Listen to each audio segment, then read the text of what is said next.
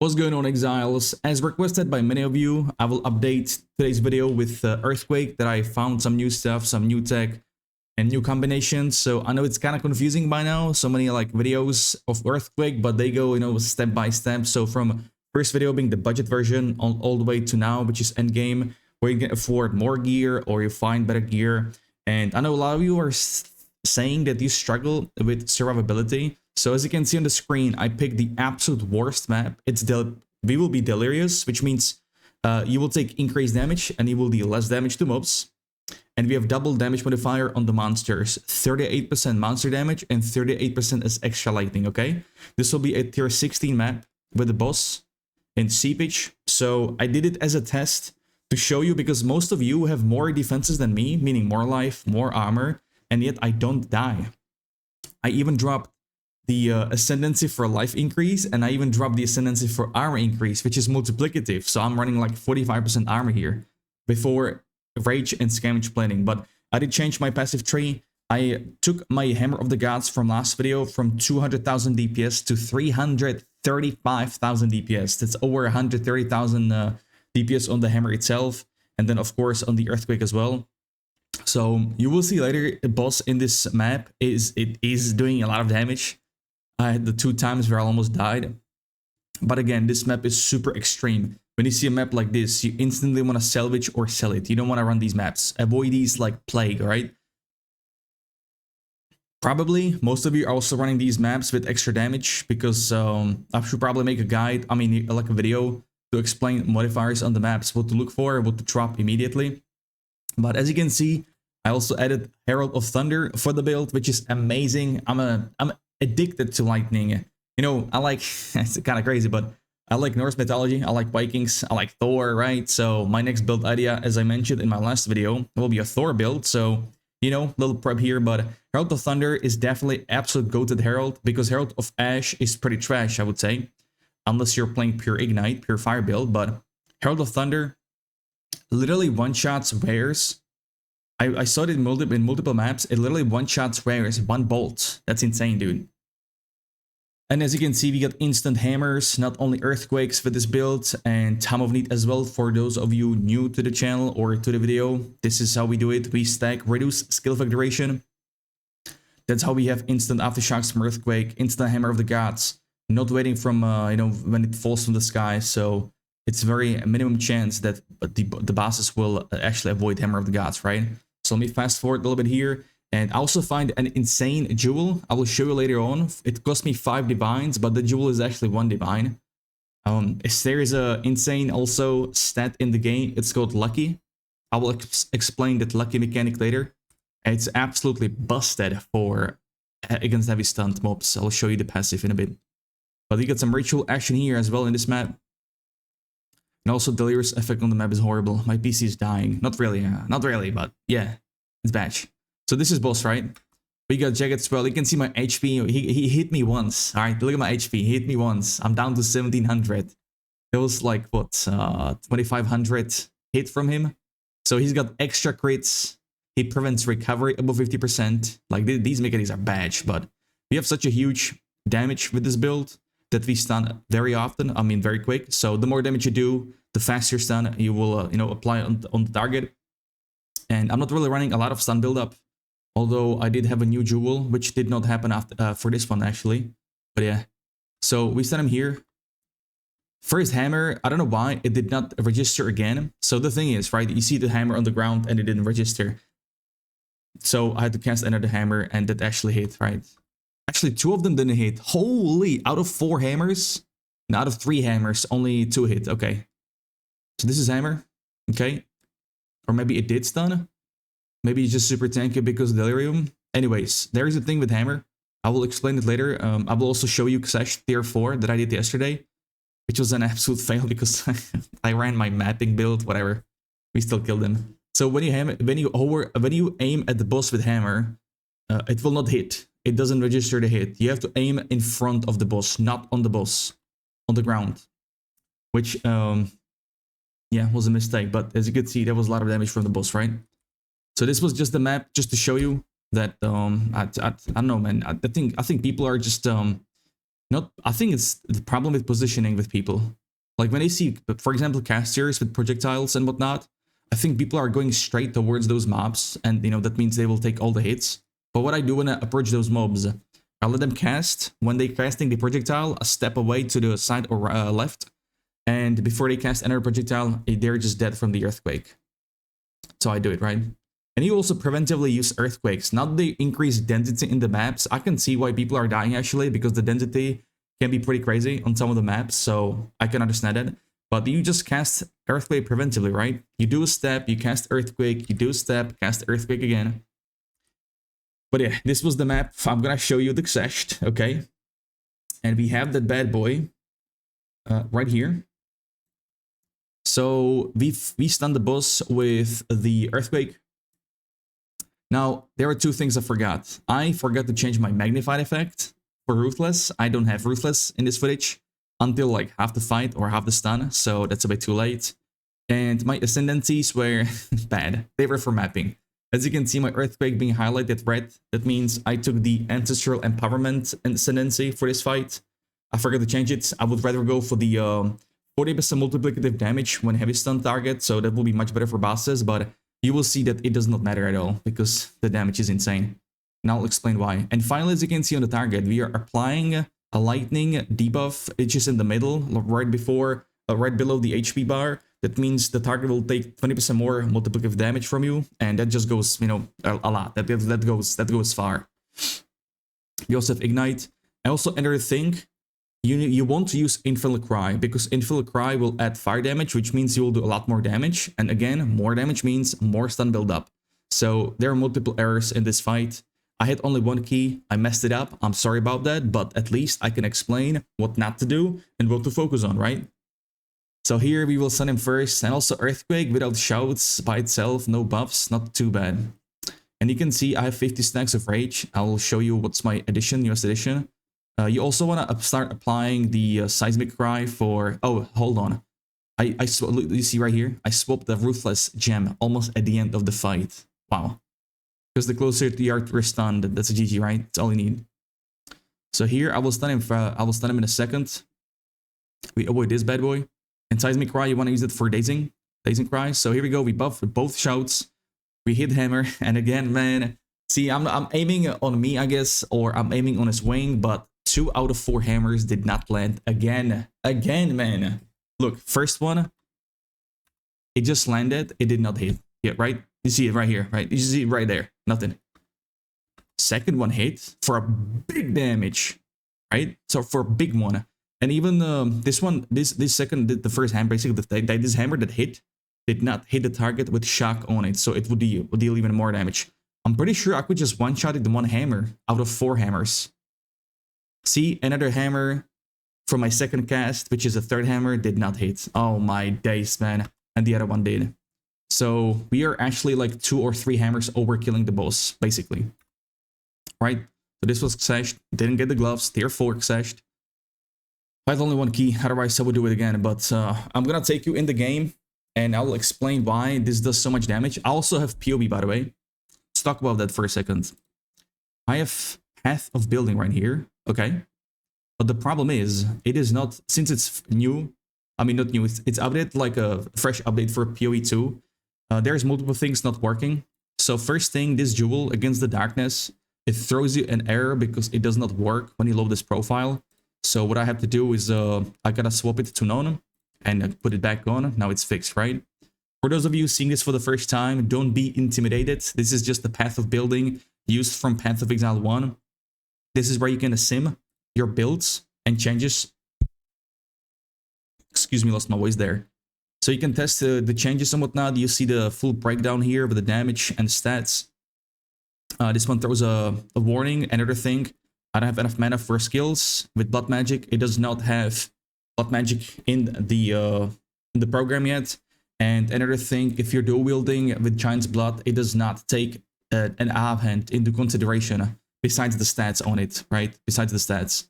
So the DPS doesn't change, because in game, when you equip, I'm gonna talk about the dual wield now. Why people think dual wield is bad? Because they equip a dual wield with Giant's Blood and their damage goes down. But that's because the game does not show you or tell you that you're hitting with another weapon, which means another instance of damage. And another instance of damage is far better, superior, even after the reduction of 30%, right? So similar thing happening here when you equip dual wield or two under, your damage is, just getting lower as well. So that's why this is not fully polished out, but I will have a link in the pinned comment if you guys want. It will be a link to max roll because you can literally open this planner from max roll to POB.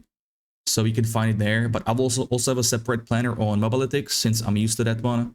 But I guess I can talk about it now. So let's go over this Ascendancy. So this is what I use in the footage. I dropped the armor here, which is multiplicative because it says more. I dropped the life here as well. Hold on, I got a sale here. Oh, boys, this is 5 divines. I'm sorry, I'm very sorry. This is raw uncut. I'm about to sell one item. Yikes. Anyways, so you can see the Ascendancies. I did go with Ancestral Empowerment. There is something with red earthquakes because this Ascendancy will make the earthquakes red. And that's so good. And this is also another thing that's not like in this, calculation. It's 20% multiplicative. It's 30% multiplicative damage and also 20% AoE on every second slam. So this is also great timing with Boss, where you can just weave in Earthquake during heavy stun to have this proc on Hammer of the Gods. We also have Aftershocks proc here by 20%. This is also pretty good because we have passives here in the tree of 10 and 12%. Another thing, it doesn't, Hulking Form doesn't really fully transfer like the 50% increase. So it's another thing that's not working. But yeah, jewels are here. That's good. They do actually work. For the boss, I dropped the 30% AoE here from this bad boy because you don't need AoE. But also, hold on, let me say this. Boom. Thank you. Also, I got another jewel, but for that, I will take you probably in the game. Does it show here? Okay, so this bad boy cost me 5 divines because it has 2. It is another perfect passive, but you are looking for perfect opportunity. That one is only 1 divine. I saw like 3 or 4 listed. So perfect opportunity is right. Am I blind? I'm blind. So right here, damage with the hits is lucky against heavy stunt. What lucky means, when you deal damage between minimum and maximum damage, right? But what lucky does, it will pick from two hits. I mean, from the hit you do, it will roll twice and pick the highest one, if that makes sense. And in general, I believe this is like 40% damage increase. Like it's insane. Like this passive lucky is insane. I used that on my other build, Falling Thunder, as well with the lightning damage here. So it's another big damage, but yeah. So this is it. And the second one it has is actually 8 maximum rage. So I went from 42 max rage to 50. That's a lot of damage increase again, but it's also good armor increase because we are using Vengeance of Fury, which gives you armor per rage stack, right? So that's another thing what I changed in this build. Jewels, once we are talking about that, since we are talking about that. Control Metamorphosis with medium and small rank. No one really uses this, so it should be pretty cheap. And we picked the attack damage here. This scales amazing, by the way. Again, this is 15% in-game, not 10%. And we also pick Vengeance of Fury. If you have extra points, more levels, you can pick 40% here, which is amazing. Or you can go even on like, elemental resistances here. You can probably drop one of the damage nodes and put it here if you want, if you're struggling with that. And our jewels I have is you want rage on melee hit and max rage. That's your main goal. And then you can also slap on armor on top of that is what I have here, like 2 jewels or 3 jewels. So now that they buffed armor, it's pretty decent. In combination with scavenge plating is super good, right? I'm not sure if you guys if you want me to show the build through POB on the video or take you in the game, show you there. But I'm gonna just, have this in the POB and now I'm gonna take you in game and I'll see what you guys think about that. Because it's more accurate right now before it's updated. So let's go over the skill gems. We are rocking Earthquake with Martial Tempo, Attack Speed, Lightning Infusion. This is the newest addition. I dropped Fire Infusion, got with this bad boy. So with this, we can apply Shock debuff. And once again, a Shock debuff on target means you will deal multiplicative 20% more damage. And that's insane. Magnified effect for AoE. You want to get Ruthless on the bosses, which is multiplicative stun build up every 5th attack. I believe Earthquake counts as 2 attacks here. So it just requires 3 Earthquakes to proc this bad boy.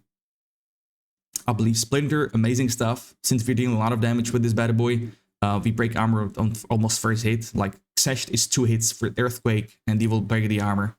Swift Affliction, less duration. Again, this is gonna make us proc Earthquake more often. Let's talk about that. We stack these passives, reduce skill effect duration. First cluster, all the way up top, second one.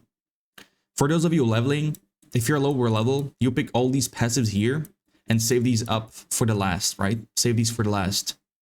Or you can rush this and then pick the rest here because there's a lot of points. So it kind of depends what you prefer. More damage versus faster damage and less damage. Some of you are asking why not fast forward? Because fast forward is 30%. It surprisingly has the same effect, right? My aftershocks are 0.6 seconds.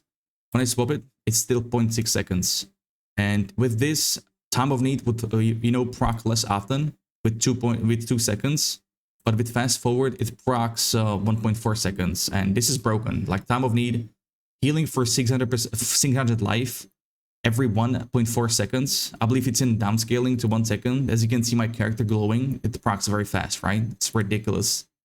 Hammer of the Gods, we want a big physical damage, so 35% multi on melee.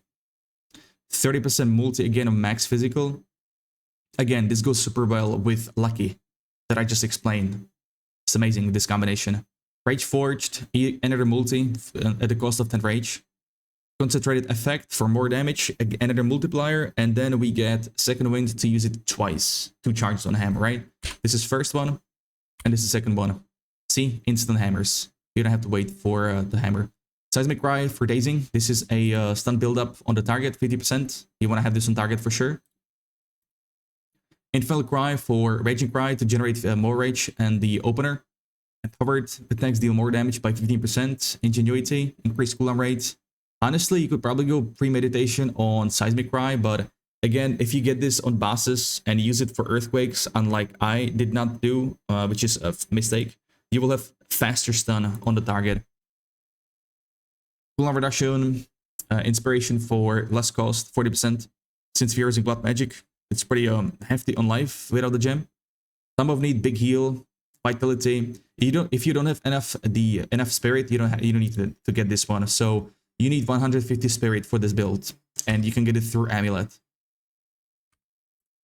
Berserk, big one for Rage. Rage gives you multiplicative damage again, 1% per stack, which is then like increased by Berserk by up to 60%, I believe you can get. So Berserk is ridiculously strong. Rage in general as well. We got Heroism for recovery from flasks. Now with Rage, what I did change is I used to run max Rage in here, these 3 clusters, so +9. But since I saved a lot of points here to put them somewhere else, like the damage here, because it scales insanely.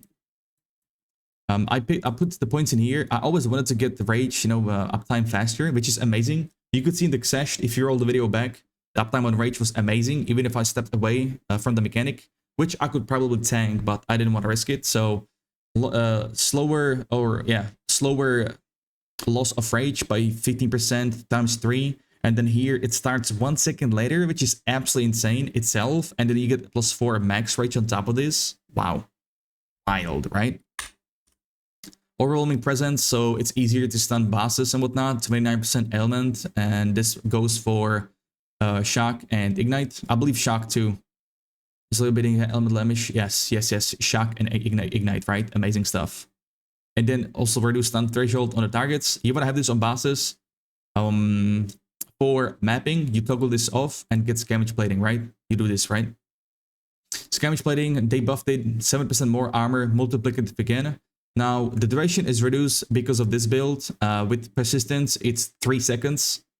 And it's still more than enough because they buffed Identity. You keep hitting mobs constantly. You need to break armor, which is easy with Splinter and high damage we do. So this is, especially in Breach, this saves a lot, man. This is a great survivability layer on Breach and whatnot. It's high density, right? Persistence for more duration, 40%. Herald of Thunder, the newest edition. We run this combo bullet. I probably butchered the name, whatever, but apparently this works on single target. I haven't tried it because I forgot to toggle this on. I had these 2 auras for Xesht. I just was a mess at the run. It was a mess. Long shot for another multi attack damage. Execute for more damage again when they're on low life, which means the great thing about Earthquake, right? The Thunder, when you inflict shock on targets with first Earthquake, when you slam the ground, then the second hit, which is the Aftershock, will actually trigger the bolts from Herald of Thunder. So that's insane. So with the first one here, you inflict shock, and the second, these spikes will actually inflict the bolts and kill the targets, around the screen. And these actually do one shot. Some of the rares depends on the affixes on them. And then here, Brutality, we convert some of the damage to physical, which is multiplicative, so this is also very good. But I did try with and without, not much difference. I guess this build does so much damage, I don't notice the difference, but yeah. Even though it doesn't show any damage here, it still does proc the Thunders. You saw it in the footage in the beginning of the video, right? So I'm a big fan of Thunder. So why I don't run Herald of Ice? Pretty often question is because that will get fixed, nerfed. I like to future-proof my builds. I don't like to use bugged interactions because once you stop using that because it's fixed, it's kind of hard to go back to normal, right? So, but yeah, I like to future-proof my builds. Speaking of that, this build doesn't use anything bugged, so this build can only go up with buffs. Maybe Herald of Thunder still chaining right now. This will be fixed as well, but I believe even with that, it's still will be pretty strong. Now, I would love to get like automatic spawn with Frost Walls or Shield Walls so we can shatter them and proc Herald of Thunder on the single target, but that's a project for another time. The passives, let's talk about these. So again, reduce skill effect duration. If you guys are wondering, can I use this for leveling? I would say for leveling, you want to go with Mace Strike, Bone Shatter for AoE, and then Perfect Strike for bosses until you get about level 65-70 to swap to this build. Would be like faster, better.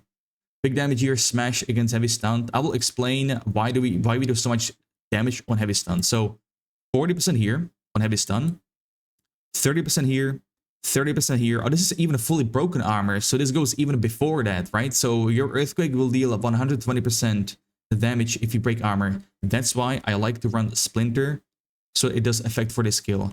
Because most people run Devastate, which I did before as well, that breaks armor on Heavy Stun. So this will be like wasted, right? But yeah, we go 40% on Heavy Stun, we go 20% on a Heavy Stun. This is a multiplicative. And for bosses, you can take this one, which is another 40%. But yeah, this one is fine. Also, proccing Aftershocks here from Earthquakes on the boss, it will help the stun faster, build up faster, like a lot, right? In combination with these two. Next up, a big AoE here, 40%. This build has best of both worlds. You don't need to swap anything. But if you want to, you can drop this passive for bosses, put it somewhere else. Like, for example, you can just put it in here for more damage and stun build up for bosses. That could go well. Big Strength, this will help you with the Giant's Blood. This will help you with also strength, but also you will defend against crit hits. This is amazing. This is really good passive.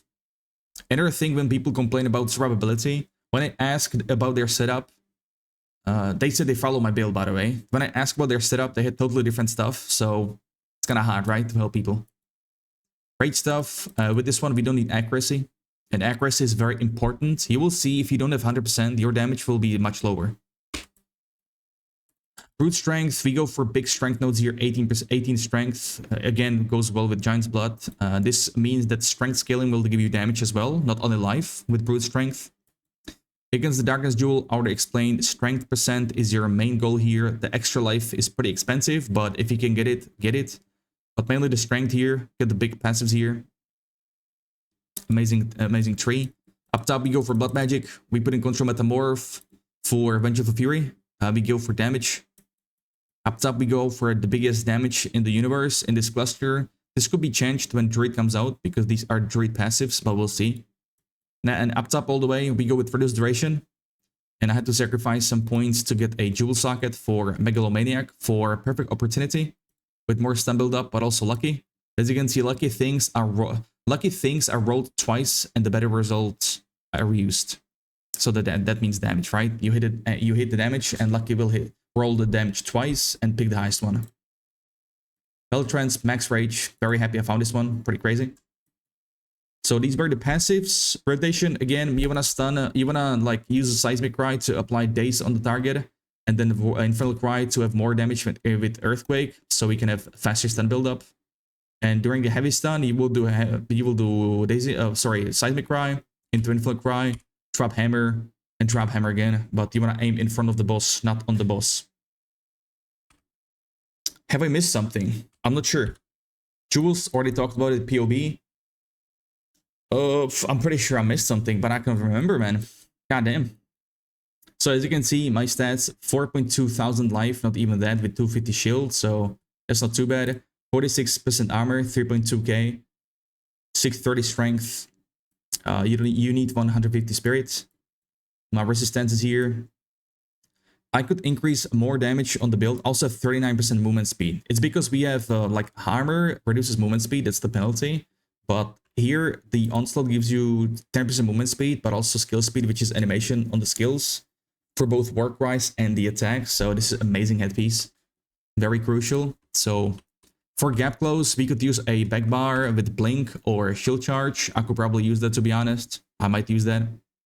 But with the density increase in maps, you don't even need that unless you're backtracking, right? And I believe that was pretty much it. Why do I have gems up top? I only swap Ruthless for bosses, but I don't know why I have these two. The rest of these, I don't even use them.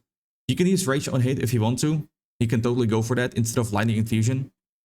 But then again, Herald of Thunder wouldn't proc as often. I could increase my build a bit because you can see my ring has very low physical damage. So if I could find a better one and even more strength, all the better, but it will be hard. Very hard. So you want to get lightning gear, right? So you want to get flat lightning damage on both rings and gloves if possible. So that way you have easy time frocking shock on targets, but also Herald of Thunder on the mobs. I'm pretty sure with lightning infusion it will be more than enough though.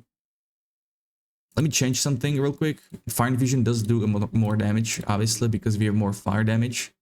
So breach rings, they go with quality to 50%, unlike normal jewelry that goes to 20%. So these are much better. Ingenuity here helps a lot, but you don't need it. I do have video of pure showcase tier 18 map with the boss, with the budget gear, with only 1 not even Giant's Blood, and it was easy farming, right? So that works as well. Like, you don't need this gear, you don't need these pieces, man. You don't. It's been done with all these, so this is just extra sauce. This is extra, end game build. So if you can get it, get it. So on the chest piece, we go with max life and resistances. This is how you take care of your element resistances. So then you can have, we can freely focus on the pure damage rings and gloves. Extra resistance here is just the extra sauce, right? Amulet here, you want to stack attributes. I got dexterity here to be able to run higher thunder. I'm running level 11, but I was running level 7 before I got this amulet and it was just fine. So I guess you don't really need it. Extra armor is good on the amulet. I ran 50% before, so it's kind of meh. Titanic is what you want to anoint, which gives you stun buildup and strength %. This is just to save passive points. At least already talked about it. My weapons is, you want to aim for physical damage, both percentage and flat, attack speed, melee skills, and these stats, search for it on the trade side. Maces are really weird right now with prices. Either they're super cheap or they're super expensive. Like, it's kind of wild. I need to replace this one because you can see the damage on this bad boy is not the highest. But yeah, I need to, I don't know, hoard a lot. Second one is a bit better, more damage. Ideally you would want to get lightning damage flat if possible instead of cold. Here you would want to get or like flat lightning or fire and physical. Oh, that's fine.